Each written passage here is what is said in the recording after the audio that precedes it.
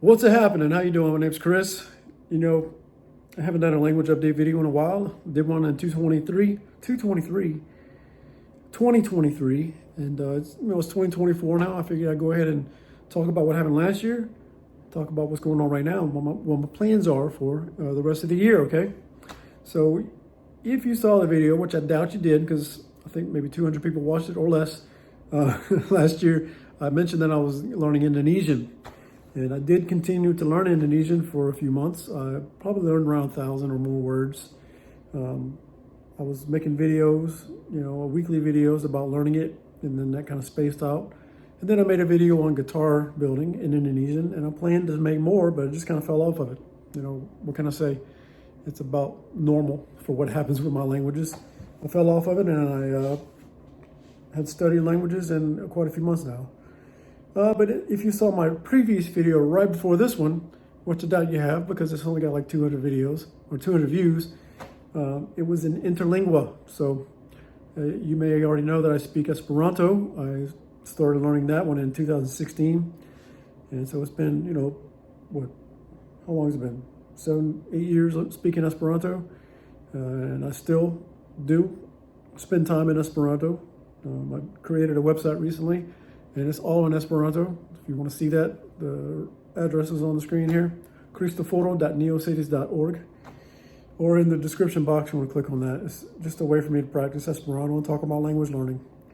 It was something that was fun to do. It kind of brought back the old days of handwriting HTML code and CSS and all that kind of stuff, which is what my previous career consisted of. That was a long time ago, pre-2005. I haven't studied languages in a while, and I'm now studying Interlingua. And it's really fun. I'm really enjoying it. I don't know what to say. It's really easy. And when I first started learning Esperanto, there were several people that told me that I needed to stop learning Esperanto and learn Interlingua. And there was a debate about which one was better. So I just kind of ignored all that. I'd already decided I'm learning Esperanto. I've heard more about Esperanto. I'm going to learn Esperanto. So I proceeded to learn Esperanto. So since then, of course, I've heard of Interlingua. I've heard a lot about it. And finally, after the struggles I've had through trying to learn German over 5 years, and the struggles I had that I was getting to in Indonesian. Now, Indonesian is an easy language to learn, but only because of the grammar. There's still a heck of a lot of words you got to learn, just like in any language. But Interlingua is pretty easy, especially now that since I already speak Esperanto.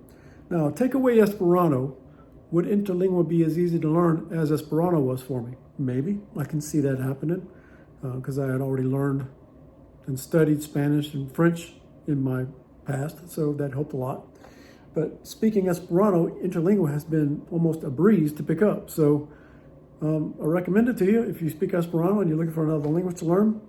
It's really fun, and I'm really enjoying it. I just made a video right before this one. I don't know if it'll come out before this one or after this one, talking about those books in Interlingua. I got some books in the mail. I got 3 books in Interlingua to read. So I'm talking about those, and that'll be my second Interlingua video. I plan on making more, just simply because I'm liking it, and it's fun, and it's what I like to do, okay? So Interlingua for right now, that's my plan, to continue with Interlingua. And I almost don't even want to voice it. I almost don't even want to vocalize. Nihongo, Japanese. I have a love and hate relationship with Japanese. I've started and stopped learning it so many times over my lifetime. So many times, just like French, so many times. Relearning the Japanese, just a little bit. I'm saying that right now, just a little bit. I'm doing wanikani, and then in Memorize, I'm doing the kaniwani deck to help learn the vocabulary and memorize it. So that's all I'm doing right now. I'm not really taking any courses. I'm just learning vocabulary, just for fun, just on the side, whenever my brain has had its fill of Interlingua, okay? So Japanese is something that's kind of there off to the side. I'm trying not to look at it too long, just kind of, it's there, and I know it's there, and every once in a while I'll give it some attention, and then that's it, okay? That's all my plan is for right now. I have started refreshing a lot of my German vocabulary. I mean, it kind of stinks. I started learning German in 2018, and I made a lot of progress in it the first 2-3 years. from year 3 to 4, I didn't feel like I learned anything. Like it just felt like this insurmountable mountain of vocabulary that I just couldn't get over. It seemed like every single sentence that I read in German, there's at least 2 words that I just don't know, and some I can even look at and say, I've never even seen that word. How are there that many words in German? I don't know, but there are. And there's a lot of them to learn. I was doing my best in German when I did that 30-day challenge. Man, leaps and bounds I grew. And even when I did Spanish, the 30-day challenge, man, that was huge.